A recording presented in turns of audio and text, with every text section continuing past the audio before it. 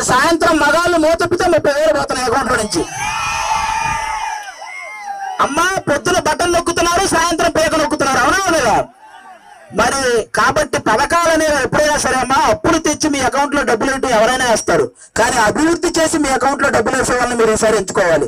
ఎందుకంటే అప్పులు తెచ్చిన సార్లు ఆర్టీసీ ఛార్జీలు పెంచారు. ఇలా అన్ని పెంచుకుంటూ పోయి మీకు తెలియకుండానే మీ అకౌంట్ లో వేసిన దానికంటే ఎక్కువ లాగేస్తున్నారు.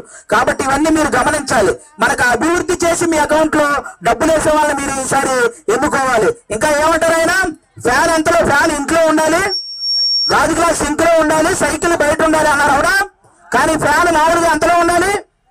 4లోనూ 5లోనూ ఉండాలి, అవునా? మీరే తెలియక లాస్ట్ టైం 150 పెట్టారు, అందుకే కరెంటు బిల్లులు పెరిగినాయి, అవునా కదా? కాబట్టి ఈసారి ఫ్యాన్ రెగ్యులేటర్ కంప్లీట్ గా తగ్గించి దాన్ని 4లోనూ 5లోనూ వీలైతే 0లోనే పెట్టాలని అందరినీ మనస్ఫూర్తిగా కోరుకుంటున్నాను. ఇంకో మాట అంటారు వాళ్ళు, మేము సింగిల్ గా వస్తున్నాం, మీరంతా కలిసి వస్తున్నారు అంటున్నారు, అవునా?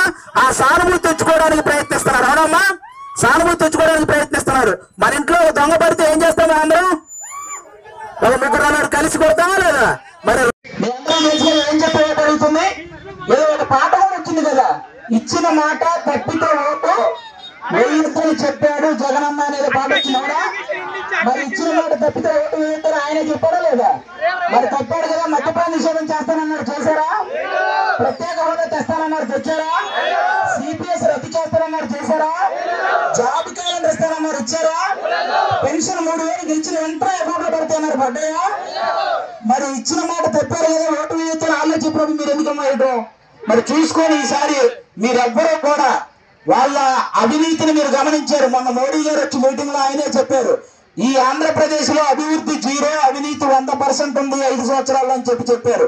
కాబట్టి ఇది మీరు బాగా గుర్తుపెట్టుకోవాలి. అలాగే మన నామినేషన్ అప్పుడు ఎన్నికల అఫిడవిట్ ఇచ్చేటప్పుడు మీరు అందరూ గమనిస్తే వైసీపీకి సంబంధించిన ప్రతి ఎమ్మెల్యేకి, ప్రతి మంత్రికి, ఆఖరికి ముఖ్యమంత్రి గారికి అందరికీ కూడా ఆస్తులు పెరిగాయి,